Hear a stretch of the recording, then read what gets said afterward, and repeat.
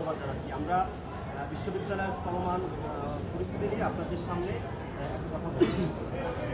আমরা গত জুলাই আন্দোলনে বরিশাল বিশ্ববিদ্যালয় শেখ হাসিনা ডিজিফাইয়ের যে গোয়েন্দা প্রতিবেদন ছিল, সেখানে হচ্ছে আমরা প্রথম স্বাধীন বিশ্ববিদ্যালয় স্বীকৃতি পাই এবং আমরা যৌথ বাহিনীকে সাধারণ শিক্ষার্থীরা প্রতিহত করতে বাধ্য করি। এর পরিপ্রেক্ষিতে আমরা আমাদের দাবি ছিল বরিশাল বিশ্ববিদ্যালয়ে আমাদের স্বাধীনতার পরে কোনো আওয়ামী ফ্যাসিস্ট থাকবে না।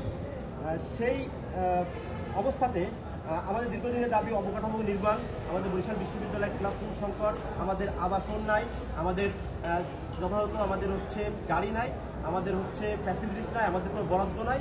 সে দাবিতে আমরা এই বরিশাল বিশ্ববিদ্যালয়ে বর্তমান উপাচার্য যে সুনিতা শারমিন যে হচ্ছে আগস্টের আন্দোলনের পরবর্তী সময় নিয়োগ পায়, তাকে আমরা 32টা দাবি বিভিন্ন ধাপে ধাপে দিয়ে থাকি এবং সে আমাদেরকে 1 মাসের সময় চেয়ে নেয় যে 1 মাসের ভিতরে অধিকাংশ দাবি মেনে নিব এবং সে বাস্তবায়ন করবে। কিন্তু আমরা গত 6 মাস হয়ে গেলেও তার কোনো দাবির কোনো প্রতিফলন পাই নাই। যার কারণে আমরা আবারও আন্দোলন নামলে উনি আবার আমাদের সময় চেয়ে নেন। এর পরবর্তীতে উনি কী করেন, উনি হচ্ছে ওনার পদপুষ্ট ওনার পছন্দের কিছু নতুন আওয়ামী প্যাসেঞ্জার নিয়ে বাসভবনে রাতে এনে রেখে তারপর হচ্ছে পরবর্তীতে সিন্ডিকেট সহ রাখে, যার প্রতিবাদে সাধারণ শিক্ষার্থীরা আন্দোলন ফেটে পড়ে এবং সাধারণ শিক্ষার্থীরা আন্দোলন মাধ্যমে আপনারা দেখেছেন যে সেই সিন্ডিকেট অবৈধ সিন্ডিকেট বাতিল করতে বাধ্য করে।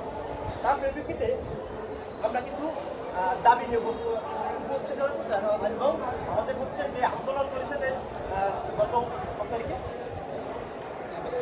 14ই ফেব্রুয়ারি যে আন্দোলন করেছে, এই আন্দোলনে যারা অংশগ্রহণ করবে তাদের প্রত্যেককে সে ধরে ধরে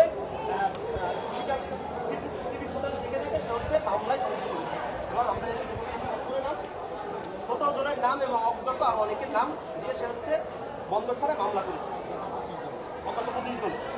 এর প্রেক্ষিতে আমরা জরুরি সংবাদ সম্মেলন ডেকেছি এবং বরিশাল বিশ্ববিদ্যালয়ে আওয়ামী মুক্ত করার জন্য এবং বরিশাল বিশ্ববিদ্যালয় অবকাঠামো নির্মাণ এবং বরিশাল বিশ্ববিদ্যালয় আগামীতে যেন কীভাবে ভালো করতে পারি সেই সকল নিমিত্তে আপনাদেরকে আজকে ডেকেছি এবং আমরা হচ্ছে প্রাথমিক 5টি দফা যেটা হচ্ছে অতি গুরুত্বপূর্ণ আগামী হচ্ছে অল্প সময়ের ভিতরে বাস্তবায়ন করতে হবে।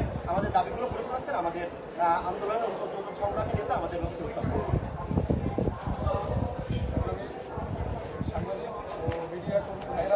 আসসালামু আলাইকুম। বরিশাল বিশ্ববিদ্যালয়ে আওয়ামী ফ্যাসিস্টের পুনর্বাসনের বিরুদ্ধে ও সার্বিক উন্নয়নের স্বার্থে চলমান যৌক্তিক আন্দোলনের সার্বিক পরিস্থিতি নিয়ে বরিশাল বিশ্ববিদ্যালয়ে সাধারণ শিক্ষার্থীদের সুস্পষ্ট বার্তা পেশ করছি। প্রথম বার্তা, বরিশাল বিশ্ববিদ্যালয়ে আওয়ামী ফ্যাসিস্টদের পুনর্বাসনে চলমান যৌক্তিক আন্দোলনে অংশগ্রহণ করা শিক্ষার্থীদের বিরুদ্ধে বিশ্ববিদ্যালয় প্রশাসনের করা ষড়যন্ত্রমূলক হয়রানি মামলা অবিলম্বে 6 ঘন্টার ভিতর প্রত্যাহার করতে হবে। দ্বিতীয় বার্তা, অবিলম্বে সিন্ডিকেট মেম্বারদের নাম প্রকাশ ও আওয়ামী ফ্যাসিস্টদের বাদ দিয়ে বিশ্ববিদ্যালয়ের শিক্ষকদের অন্তর্ভুক্ত করতে হবে। তৃতীয় বার্তা, আওয়ামী ফ্যাসিস্টের দোসর ও নারী কেলেঙ্কারিতে অভিযুক্ত রেজিস্ট্রারের মেয়াদ শেষ হওয়ায় তাকে অতি দ্রুত অপসারণ করতে হবে এবং ভিসি দপ্তরে যে সকল আওয়ামী ফ্যাসিস্ট আছে তাদেরও দ্রুত অপসারণ করতে হবে। চতুর্থ বার্তা, ছাত্র সংসদের জন্য শিক্ষকদের দ্বারা কমিটি গঠন করে 72 ঘন্টার মধ্যে রোডম্যাপ ঘোষণা দিতে হবে এবং বিশ্ববিদ্যালয় আইন অনুযায়ী যে আইনটি বরিশাল বিশ্ববিদ্যালয়ে থাকবে না সেটার জন্য ঢাকা বিশ্ববিদ্যালয়ে আইনকে অনুসরণ করতে হবে। চতুর্থ বার্তা, 29শে জুলাই বৈষম্য বিরোধী ছাত্র আন্দোলনে হামলাকারী এবং 24শে জানুয়ারি বিশ্ববিদ্যালয়ে ভাঙচুরে জড়িত নিষিদ্ধ সংগঠন সন্ত্রাসী সংগঠন ছাত্রলীগের সকল কর্মীদের অবিলম্বে একাডেমিক এবং আইনি শাস্তির আওতায় আনতে হবে।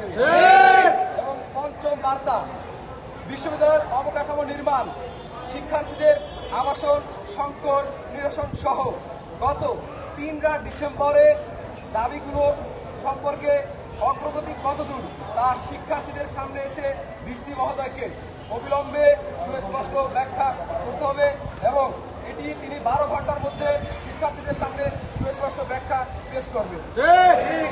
এ পর্যায়ে আমাদের 3 ডিসেম্বর আমরা যে দাবিগুলো দিয়েছিলাম আমাদের 32 দফা দাবি, সেখানে 17 দফা এবং 15 দফা কিছু আলাদা আলাদা মেয়াদে দাবি দেওয়া হয়েছিল। সেই দাবিগুলো পেশ করবেন বরিশাল বিশ্ববিদ্যালয়ের সংগ্রামী নেতা মোশাররফ হোসেন। ধন্যবাদ।